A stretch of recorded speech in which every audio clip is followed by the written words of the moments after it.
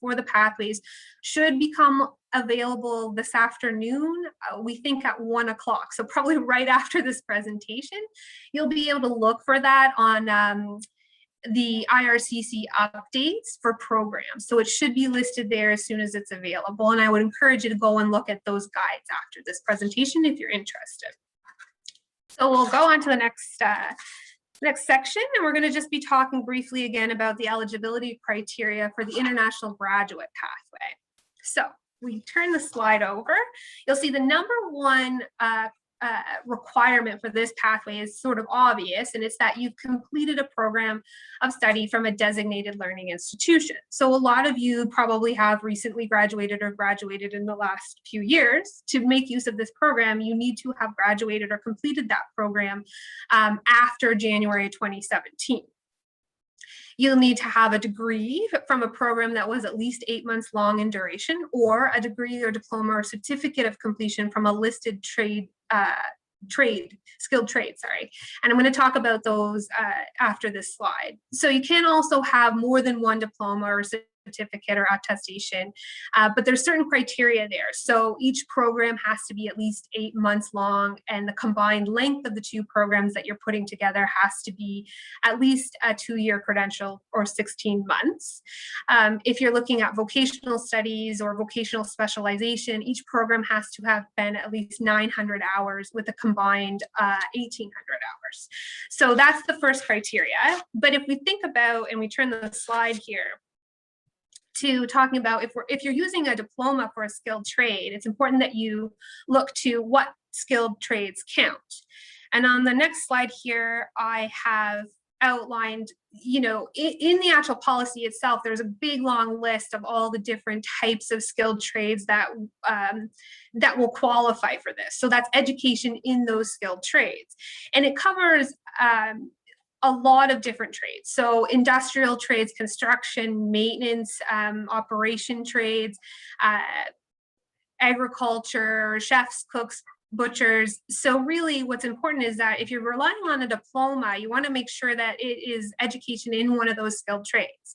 And on the previous slide, I had a link to the policy where you'll be able to see the full list of all the actual occupations, so the names of boilermakers or other types of trades that will count. Now, if you're applying with a diploma, so a program that was more than 8 months long, you don't have to have been educated in one of those trades. It's enough that you just have the diploma. This is specific to if you're relying on a diploma, it needs to be education in one of those skilled trades. And if we move to the next criteria, so number 2 is that, we'll turn slides here and pull, that you had a study permit for your studies. So the entire time that you were studying in the program, you actually had proper authorization to be in Canada. So you renewed your permit if you needed to, or whatever you required to maintain your studies. The third criteria is that you're employed in Canada with a valid permit or authorization to work at the time of the application. So this is important because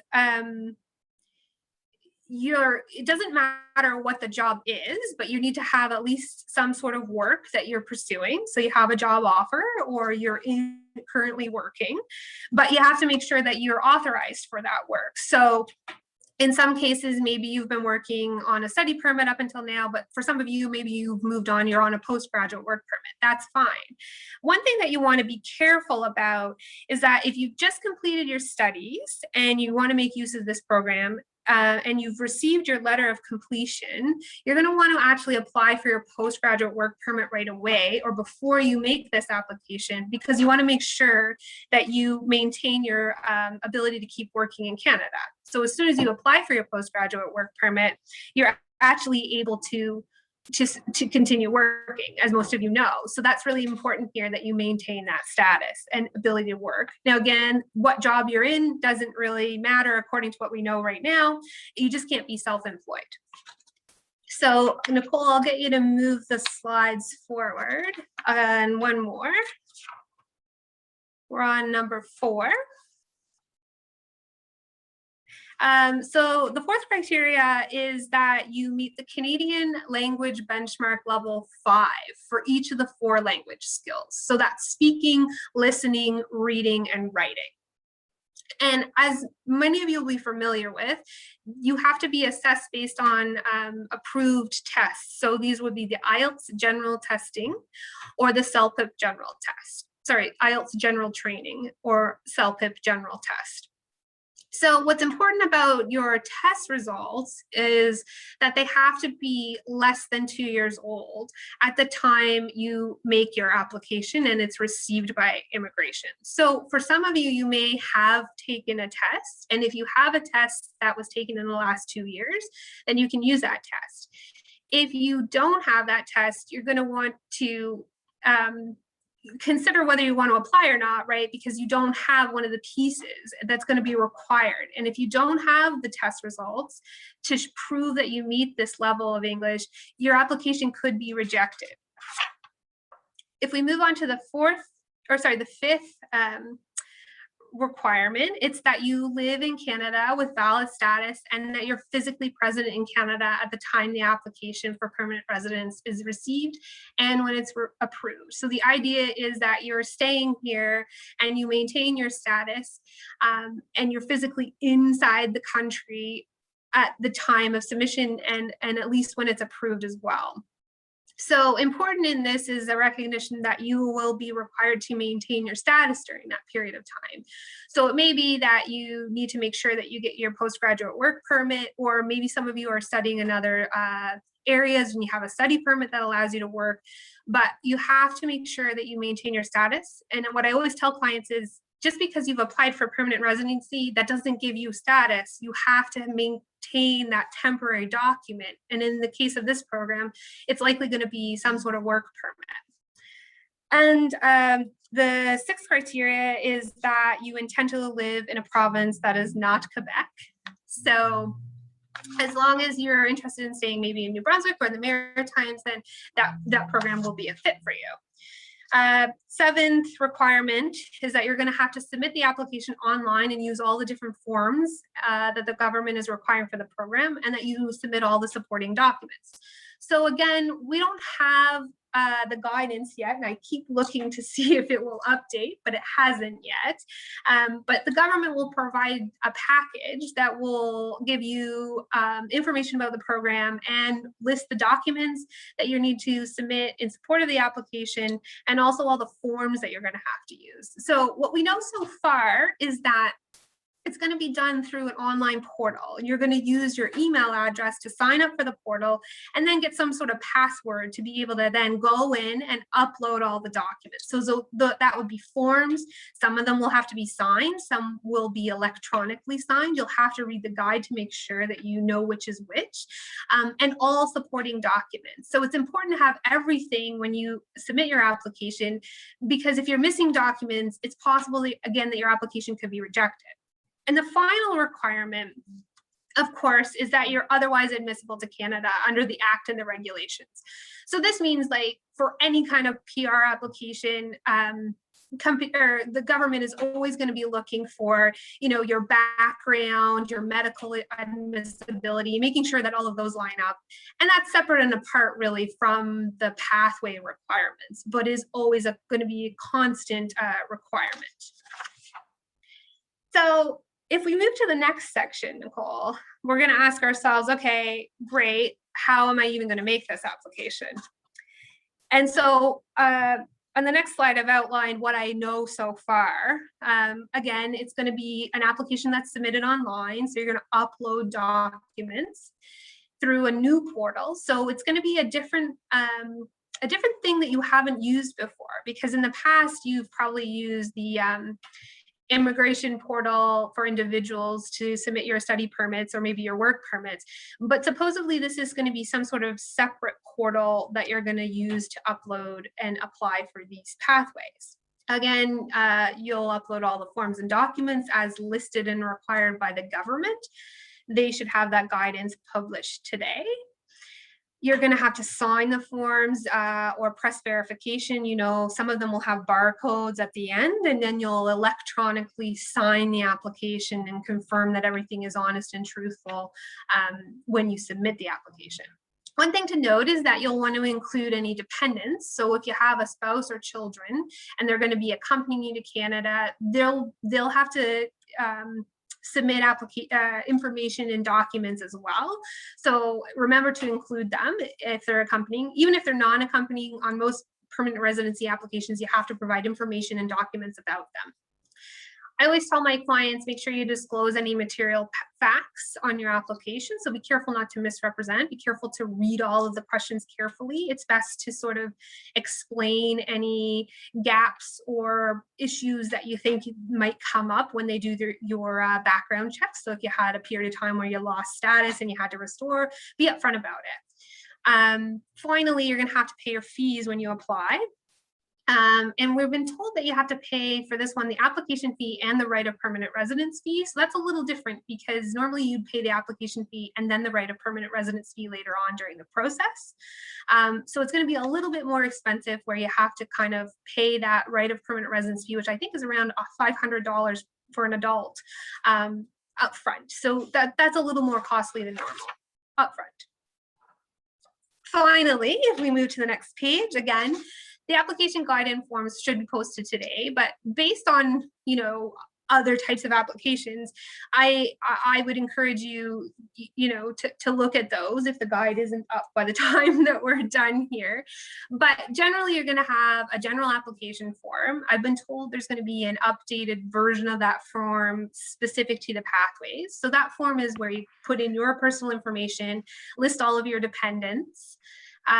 There will be a background information form of some kind. So that's where they're going to ask you for all your address history, where you have worked, any groups that you've been a part of, any military service that you've done in the past or since the age of 18. And so all adults applying, so even an accompanying spouse, is going to have to fill in that form.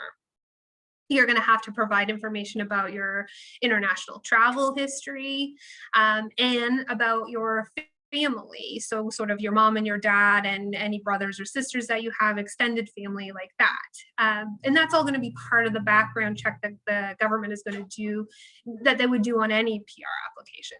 Finally, if you do have a representative, you will also have a use of representative forms. So again, this isn't the official list, but this is kind of what I would assume most of the forms will look like. They will either be these forms or they will be sort of updated versions of these forms specific to the pathway. Again, if we turn to the next slide, I don't know yet specifically what documents are going to be required. But you'll likely require a language test. Again, that's less than 2 years old. So they're going to want a proof of that. They're going to want proof of your diploma because this is the international graduate stream. So proof of your degree or your diploma, probably your transcripts as well. Because you need to have a job or be employed when you apply. You'll have to show your job offer, your contract, or a letter from your employer confirming that you're employed. And then, like with most applications, I predict that they'll ask for past permits. So, you know, prove that you were in valid status during your studies, your passports, birth certificates, marriage certificates, if those are applicable to you and your family. National IDs if you have them, police certificates, medicals, and likely photos. So usually you can take your own photos against a white wall for this part of the application because we're not at the PR card official sort of photo yet. So I wouldn't panic about that one. The police certificates and the medicals are a bit more problematic. Right now, if you haven't had an upfront immigration medical, it's probably hard to get an appointment, certainly in time to apply. My advice would be try to get an appointment so that you can prove that you have lined up an appointment. Now, it's possible that you won't be able to get through. I would still submit an explanation of delays or inability to book right now. Ideally, you'll have some sort of booking to say, I don't have an upfront medical, but I have an appointment for June 1st. Police certificates, I would say the same thing. Generally, all PR applications require you to obtain police certificates for places that you've lived for more than 6 months in a row since the age of 18. So for a lot of people, that's just their sort of home country of citizenship. I don't anticipate that they'll ask for those from Canada, so you wouldn't have to run out and get an RCMP certificate, but certainly for any countries that you did live in since the age of 18 for more than 6 months, they'll want police certificates. Now, online, on IRCC's website, they kind of provide instructions on how to ask for all of those from different countries, and my advice would be go and ask for those and provide evidence that you've at least requested them when you apply. Finally, here, just a point that you're going to want to provide proof that you've applied for your postgraduate work permit if you're just graduating, or that you're otherwise eligible to work at the time of submission. So again, that's probably a work permit that you hold right now, might be open, might have an employer listed on it, or if some of you have gone back to do more studies, maybe you have a study permit that's allowing you to work during the summer. But make sure that you're proving that you are eligible to work. And then for the final section here, and the part that's probably going to alarm some of you, but we're going to ask ourselves, how should I apply? If we turn the slide over, you'll see that the pathway opens tomorrow. And I've been told that the pathway is going to actually become live at noon. Which I think means 1 o'clock our time. However, I would check a little bit early to make to see what happens or when it actually opens up, and that's going to be to like register for the online portal and submit your application. Now, I suspect that this pathway is going to fill up really quickly, because you can see that the government sort of set a limit here of 40,000 applications received, and then it's going to close down. Now, technically, the program remains open until November 5th, but again, it's probably going to be really popular with people. So I would suspect that those spots will get filled really quickly. So my advice here is, if you don't have all your documents, it might not be worth applying, right? Because they're going to look for all those supporting documents for your application. Now, if there's spots that open up later on, as they sort of filter through the 40,000 applications, it's possible that you'll have another opportunity to apply. So I would keep gathering up those documents. And a big point here is on the language test. I know that it's hard to book a language test right now. They're all booked up. But if you have a language test appointment for this summer, it is a really good thing to go and get, right? Because I think it's possible that we'll see this program open up a little bit more for more spots, or maybe, a bunch of the applications they get will get refused because they're not complete. So you might consider getting that language test in July or whenever you can get an appointment and having it with you. The other good thing about having the language test is a lot of programs, especially in New Brunswick, but also federal programs like Express Entry and the Atlantic Immigration Pilot Program, require language tests anyways. So it's a good document to have. And if you don't have it and you think, I can't make use of this pathway, I don't want you to give up hope, because I do think that there's still going to be options available, and the government is still very much interested in international graduates and finding ways to get them permanent residency. And my final warning on this is, even if you do apply or if you don't apply, you must always maintain your status. And I know I said this early in the presentation, but it's really important, and I see a lot of people lose their status when they've applied for permanent residency. Make sure that you have a way to keep a work permit. So maybe it's your postgraduate work permit, or you're a study permit, but make sure that you have a permit for the entire time that you're in Canada, even if you applied for permanent residency, because applying for permanent residency doesn't give you status in Canada. You have to have some sort of temporary status, and in this case, the ability to work or the authorization to work. So likely it's going to be a work permit. Now, the problem with this program that I see is there's not currently any work permit option. So that means that in some cases, people are coming to the end of a permit and they're looking for options to stay in Canada and work in Canada, while some programs such as skilled worker, provincial nominee programs, or the Atlantic Immigration Pilot programs offer options for employers to help support you to get a work permit, in this program so far, they haven't made an announcement that there is any work permit option. That could change, but it's something to be aware of, and to calculate in terms of what's your best option here. In some cases, maybe looking at one of those other options is actually a better choice.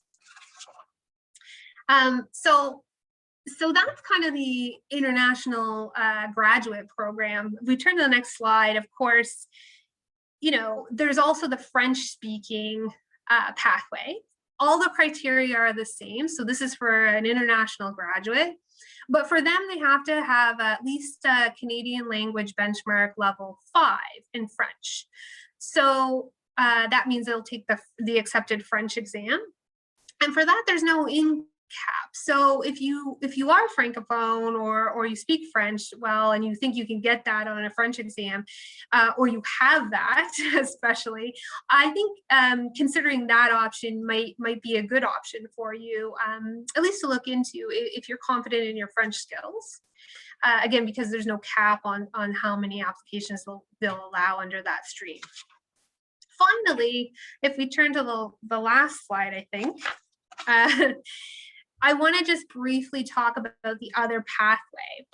So it's possible that a lot of you would qualify, and I'm not sure how many are international graduates, but a lot of you would qualify, even if you are an international graduate, for the other stream, which is for foreign nationals in Canada outside Quebec with recent work experience in essential occupations. So in this pathway, you can see the government kind of trying to encourage or keep people in certain occupations that they've deemed that we have labor gaps or are just really important to the country. And you've seen that become really essential during the pandemic, right? Like certain jobs were kind of undervalued, or certain jobs just are so important to us as Canadians that we want to encourage people who've worked in those sectors to stay in Canada. So under this program, you have to have at least 1 year of full-time work experience in essential occupations in Canada. Now, the essential occupations are all listed, and they include health occupation, but also a lot of occupations that you might not think of that aren't usually in PR pathways, right?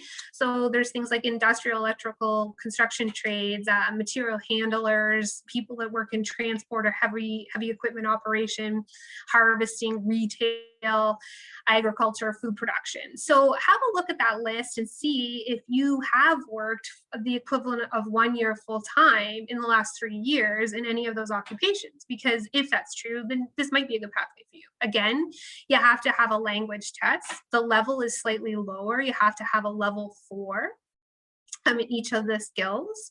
You have to be employed again at the time of the occupation, but it doesn't seem to stipulate that the new employment has to be the same as the employment that you're relying on for the qualification for the program. So the 1 year of experience, you might have got promoted.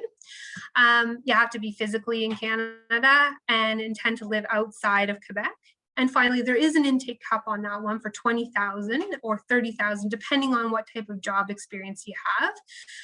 So again, I think that one will fill up, but we might see some more opportunities later in the summer or later in the year where they open up some more categories or more spots. And finally, of course, there's a French-speaking version of that program. So all of the requirements are the same, except that person has to prove that they have at least a Canadian language benchmark level 4 in French. And again, in that section, there's no intake cap. So if you do speak French, Canada very much wants you. So, consider the French versions of these of pathways as a good option for you potentially. So again, like the programs are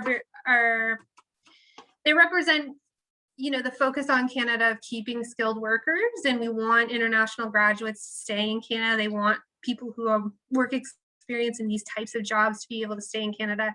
And I think the pathway is going to fill up really quickly tomorrow. So I don't want you to get discouraged, because I think as Canada tries to focus on immigration, I'm hoping that we'll see some more opportunities in this. But for anybody that does have these documents and language tests from the last couple of years, give it a shot and see, make sure you look at the guide and make sure that you have all the supporting documents and answer the questions carefully. But it's a great opportunity for some people that qualify for the pathways. So I know we're supposed to have some time for questions, so I will allow questions. Thank you so much, Brittany, and I will stop sharing my screen there.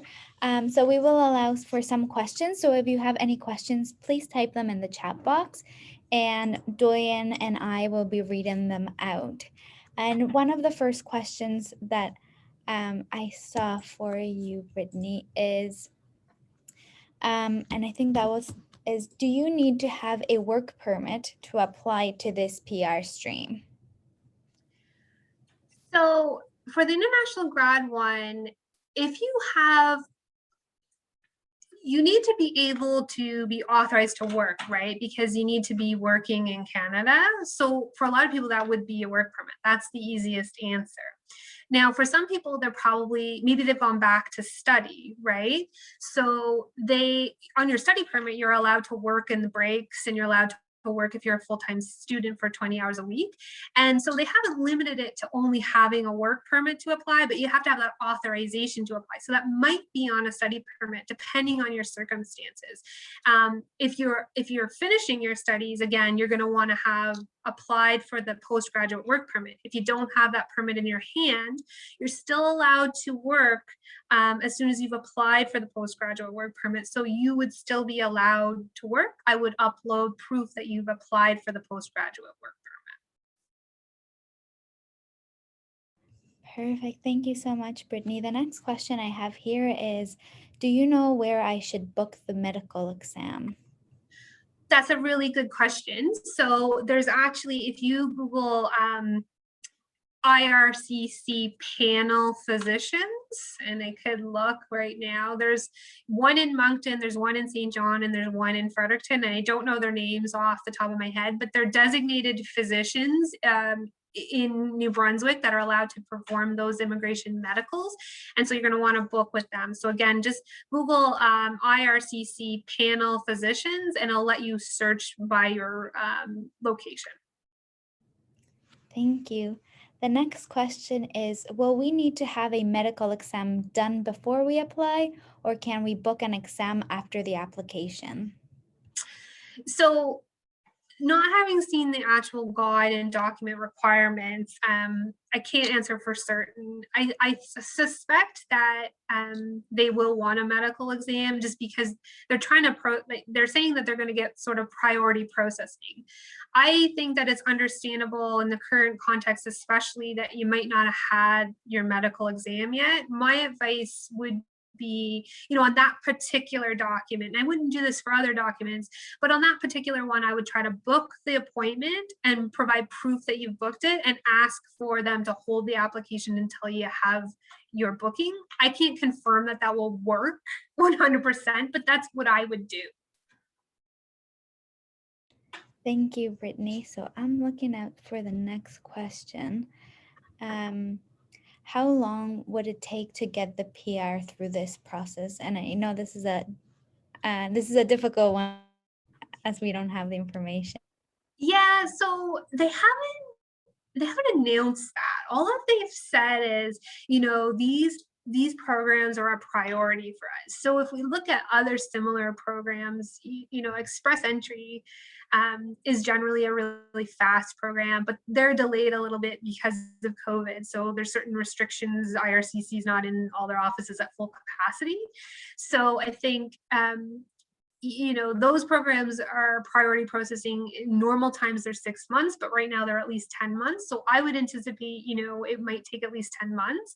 That being said, they haven't officially announced a timeline, but they have said that it's a priority for them. And I suspect it will be, much faster than provincial nomination programs, which tend to be quite slow.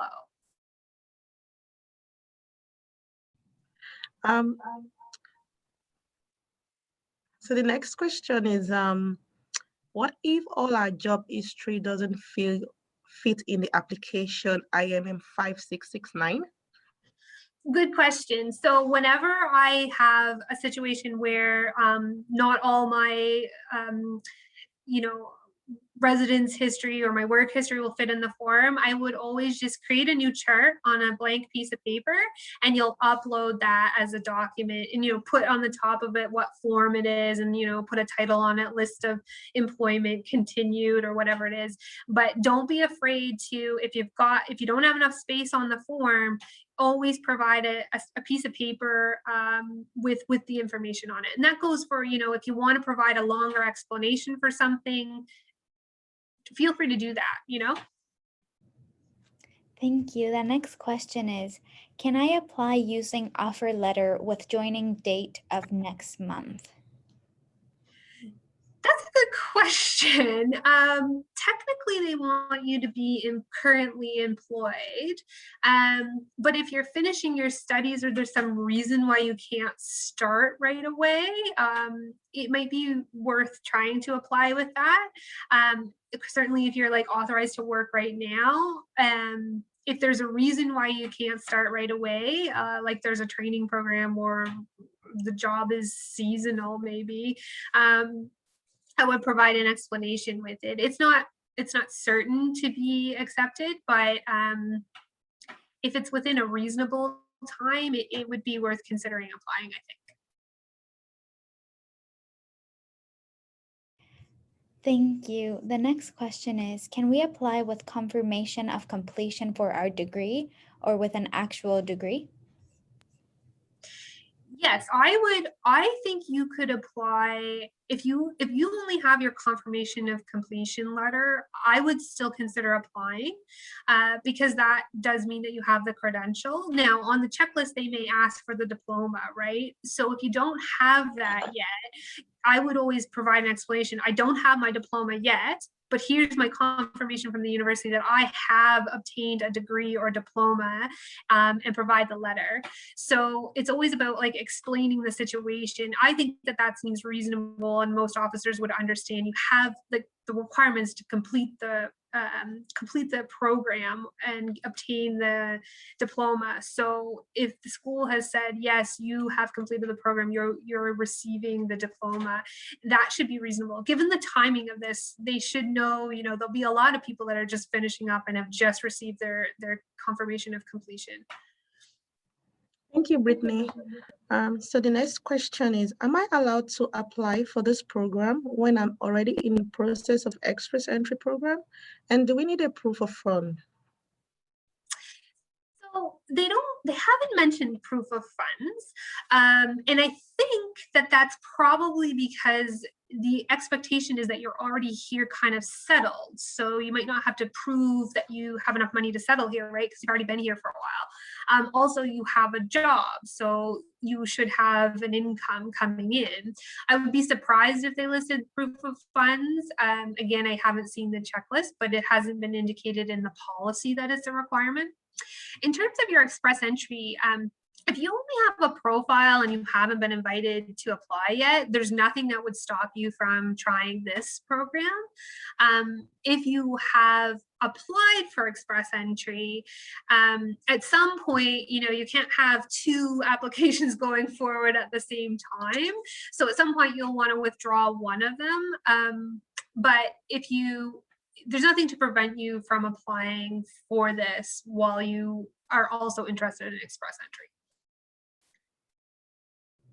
Thank you, Brittany. The next one is, am I allowed to apply for the program from outside of Canada? So according to the requirements, you have to be physically inside Canada. So I would say on that one, you're going to want to be here when you apply. And again, you're going to have to be physically in Canada when you're approved. So that to me suggests that they would not accept if you were not in Canada.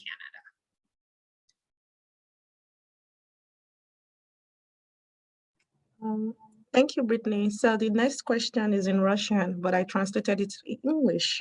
Okay. So the e-reader is asking, what's the processing time for this particular stream?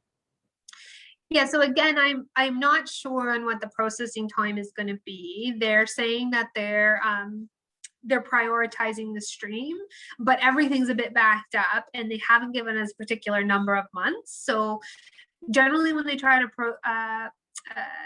prioritize the stream, they try to do 6 months, but I suspect it'll be longer than 6 months. So more like 10 months, but we're not really sure.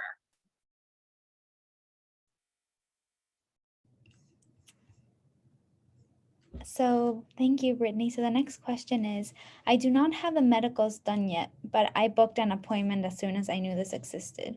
I have an appointment for next week, but I do not have one at the moment of the application. Can I still apply under this program? Yes, so I suspect that the checklist might say that they want the medical.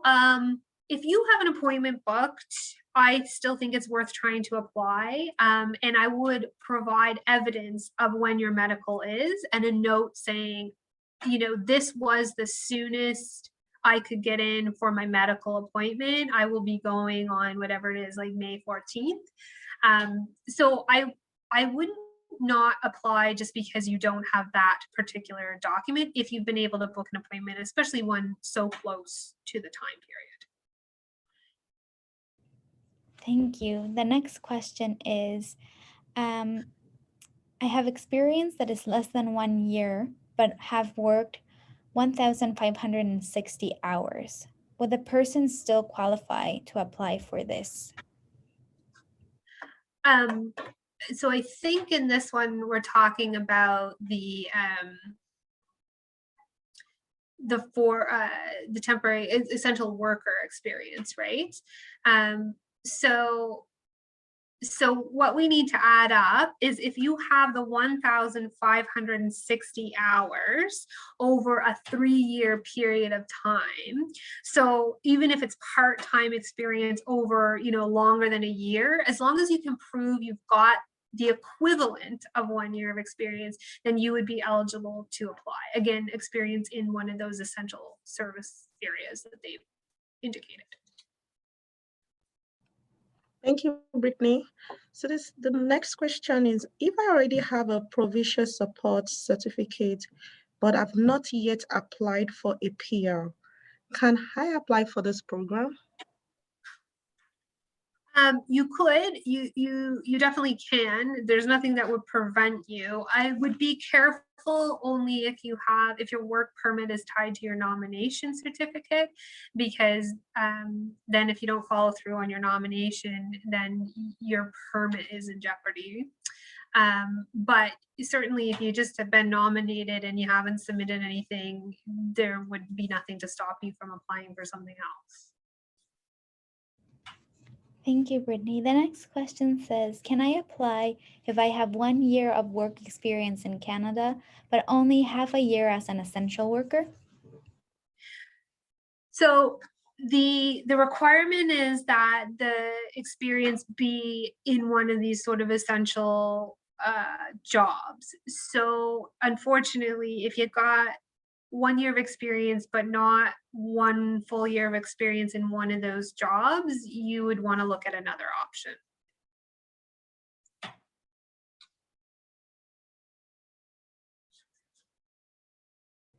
Thank you, Brittany. The next question would be, in the case that they ask for a police certificate, what should I do? Right. So they'll likely ask for police certificates, and I would take the same approach to sort of what I said with the medical. And I say that because those are documents that are more difficult to get, right? So they only announced this 3 weeks ago, so most people won't have those. Now you might have a police certificate, like an old one that you got before you came to Canada, and if you haven't been back to your country for more than 6 months in a row since then, which would be a lot of students, right? Some require police certificates to come here. You could submit that police certificate.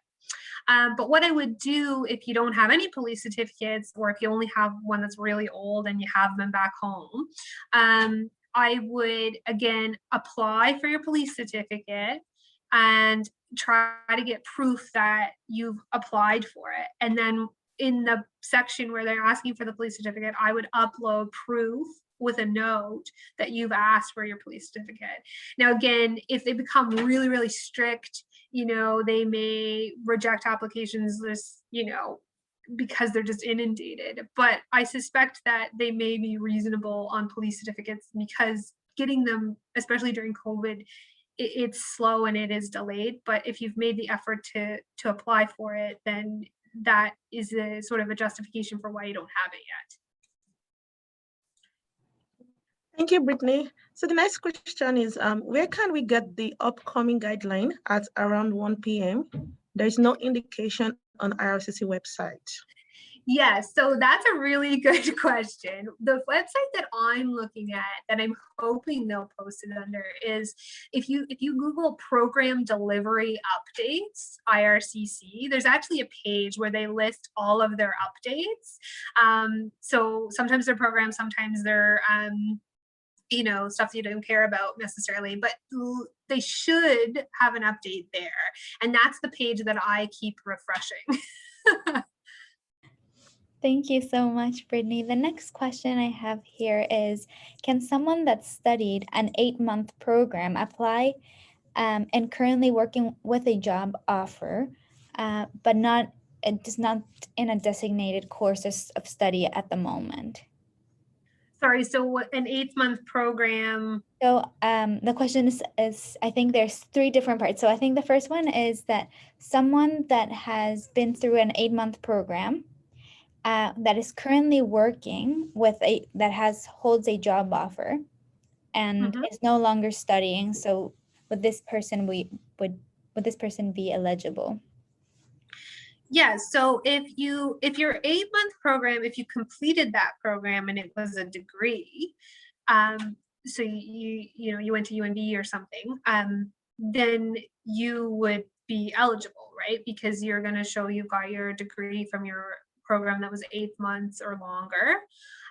If that program, if we're talking about a diploma or sort of a certificate of accreditation for a trade, then you're going to want to make sure that the education relates to the trades that are listed on the policy. So in Appendix A of the policy, you'll see a list of all the different types of trades, and that's when you have to be careful.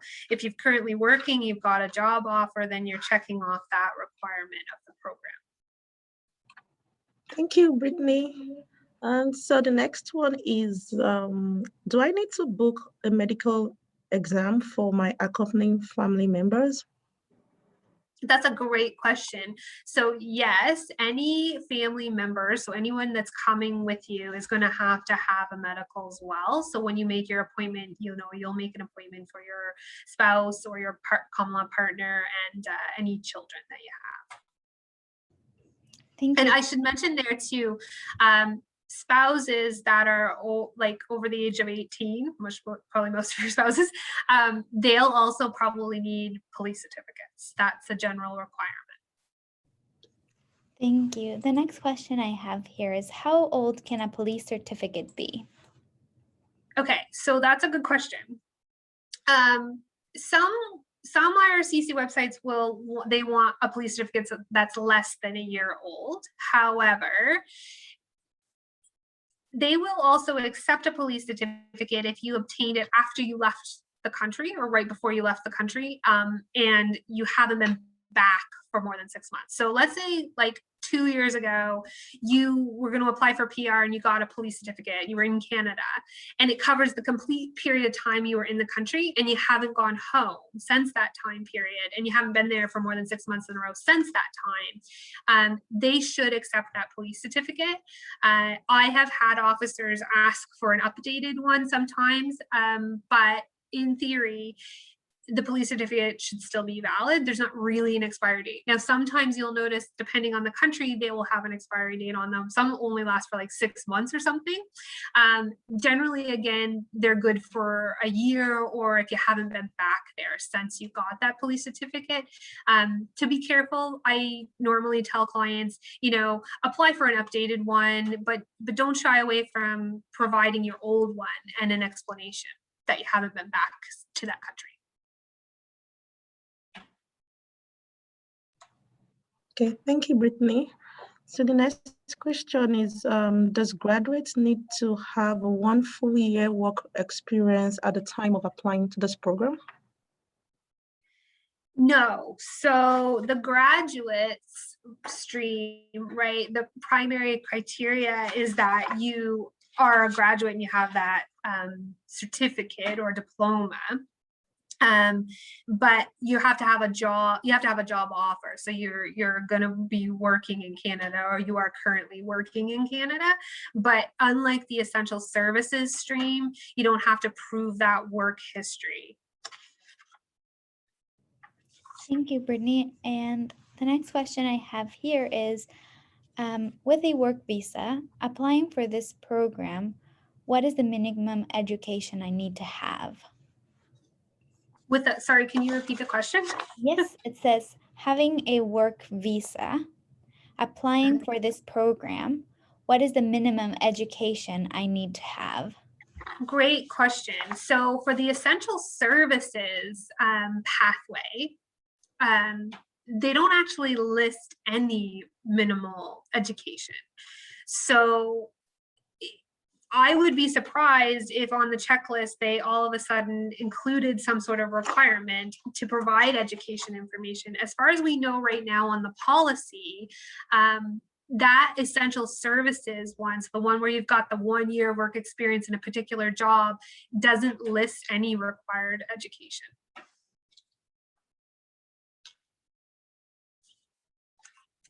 Thank you, Brittany.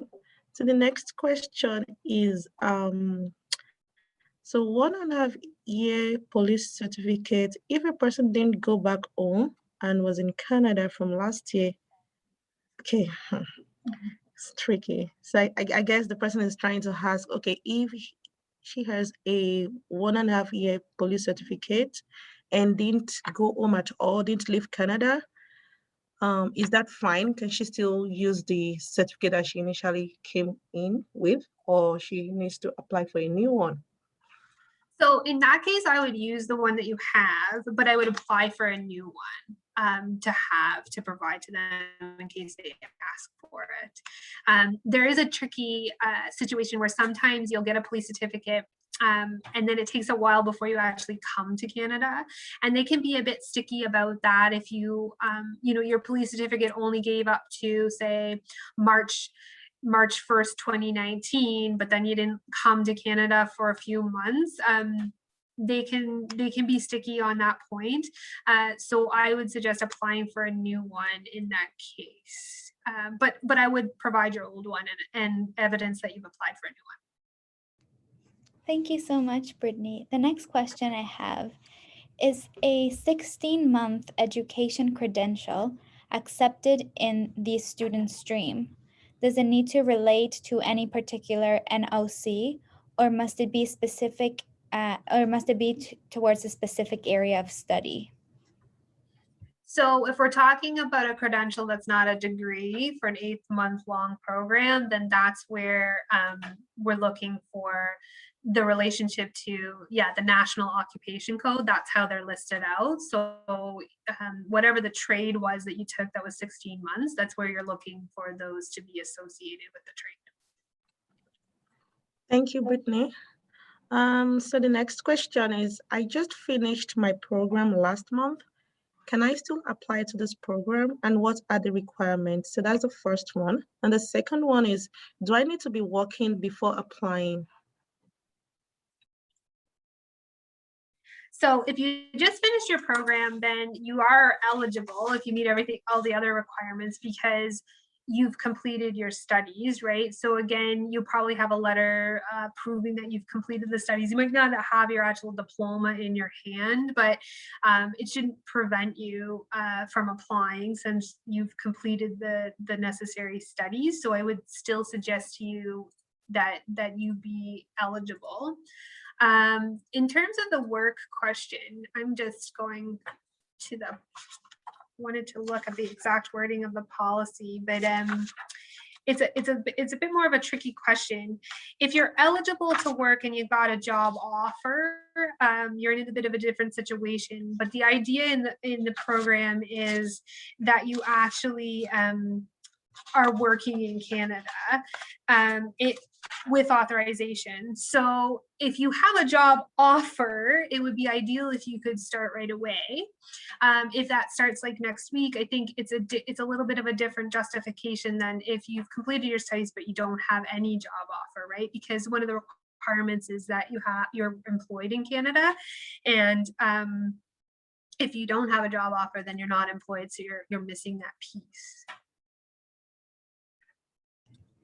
Thank you so much, Brittany. I think that was the end of our, they just sent in one more question. I was just gonna close it, but we can read through this one. It says, in second year diploma in international business management, accepted under student stream, and if the person is working under NOC, I don't think the question is framed out more like a statement. So I don't know if it's more of a statement rather than a question. Let me see. Oh, yeah. So I guess the person is just trying to say, so is a 2-year diploma in international business management. I guess that's NBCC from NBCC, International Business Management, accepted under the student stream. And if the person is working under any NOC, so is a 2-year diploma program accepted in the program? And the second question is, if the person is working under any NOC code. Right. So the question about what does your job have to be, they haven't actually restricted that. So it's just that you're employed, obviously in a job that's like legal in Canada and not self-employed. But it appears that it can be any job that you're actually employed in. As for the 2-year diploma, again, if you're relying on a diploma that is for like the length of time sounds good, but you're going to want to make sure that it's for a trade. So I'm not looking at the list right now, but international business, I'm not sure that that's going to fall under any of the specific listed trades, but I would encourage you to have a look and see. But that's sort of the distinguishing factor between a diploma and a degree. Thank you so much, Brittany. So that brings us to the end of this session. We want to thank you, Brittany, so much for coming and supporting us and teaching and showing us about this new pathway. And we want to thank everyone who has joined us here today. Thank you for all your questions, and we have seen all of your comments and we will be saving them. Brittany, there's a lot of thank yous, and this information was very useful, and a lot of people that are very happy that they were able to be here. But again, thank you, everyone. I hope everyone has a wonderful afternoon, and we will be in touch soon. Thank you. Good luck, everyone. Bye. Thank you.